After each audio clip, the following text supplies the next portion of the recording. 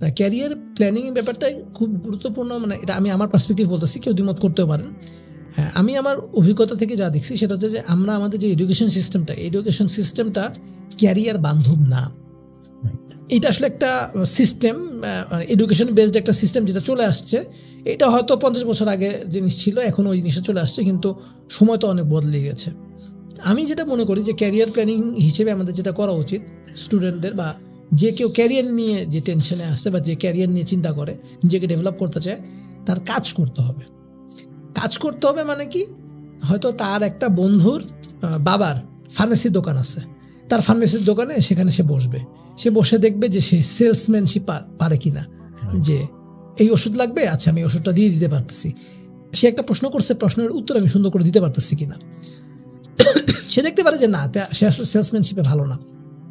তারপর সে দেখবে যে ঠিক আছে আমি হিসাবগুলো ঠিকঠাক মতো রাখতে পারি কিনা।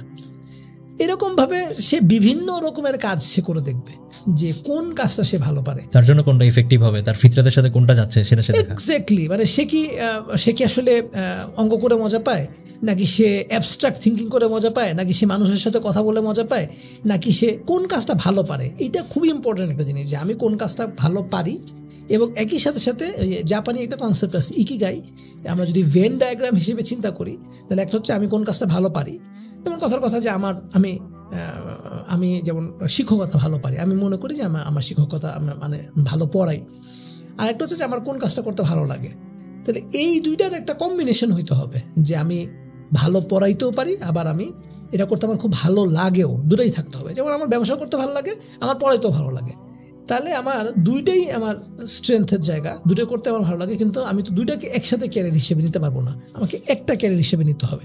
আমি ব্যক্তিগতভাবে মনে করছি যে আমি থার্ড আর একটা সার্কেল, যে আমি কোনটা দিয়ে মানুষের বেশি উপকার করতে পারবো। আমার কাছে মনে হচ্ছে আমি ব্যবসা দিয়ে মানুষের বেশি উপকার করতে পারবো, সে কারণে আমি ওই থার্ড সার্কেলটা একসাথে মিলাইছি। এবং এই তিনটা সার্কেলের মাঝখানে থাকবে সেটা হচ্ছে আল্লাহ সন্তুষ্টি। রাইট। এবং এটা কিন্তু এক একজন মানুষের জন্য এক রকম, সবার জন্য একই জিনিস না। প্রত্যেকটা মানুষকে আল্লাহ সুবহানাহু ওয়া তাআলা কোনো না কোনো পটেনশিয়াল দিয়ে তৈরি করেছেন। এবং রাসূলুল্লাহ সাল্লাল্লাহু আলাইহি ওয়াসাল্লামের হাদিসও আছে, রাসূলুল্লাহ সাল্লাল্লাহু আলাইহি ওয়াসাল্লাম বলেছেন, কোনো মানুষ হয় সোনা নাহলে রূপা। সবাই সোনার না, কেউ সোনার কেউ রূপার, দুইটাই ধাতু, দুইটাই মূল্যবান ধাতু, দুইটাই আলাদা ডিফারেন্ট পটেনশিয়াল আছে। রাসূলুল্লাহ সাল্লাল্লাহু আলাইহি ওয়াসাল্লাম একজনকে বলছেন যে তুমি দুইটা ভাষা তাড়াতাড়ি শিখে নাও, সবাইকে বলেন নাই। একজনকে বলছেন তুমি লেখা শিখো, সবাইকে বলেন নাই। আরেকজনকে তিনি যুদ্ধের ব্যাপারে ফোকাস দিচ্ছেন, যুদ্ধ করতে পাঠাইছেন, সবসময় তাকে দিয়ে টিম পাঠাইছেন।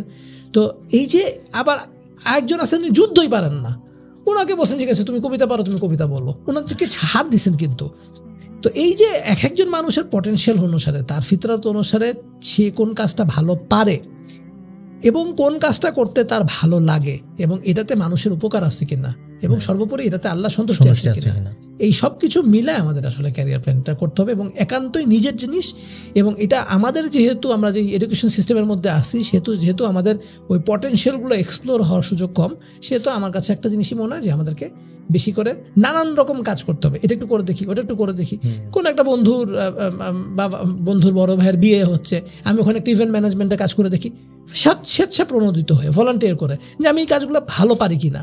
আমি যখন বিভিন্ন কাজ করতে থাকবো, তখন আমি দেখবো যে এই কাজগুলো আমি ভালো পারি। এবং আরো ভালো কিভাবে বুঝবো, লোকে যখন আমাকে বলবে যে আরে আপনি তো খুব ভালো হোস্টিং করতে পারেন, হ্যাঁ তাহলে আপনি একটা করেন, আমাদের প্রোগ্রামের আপনি হোস্ট হন।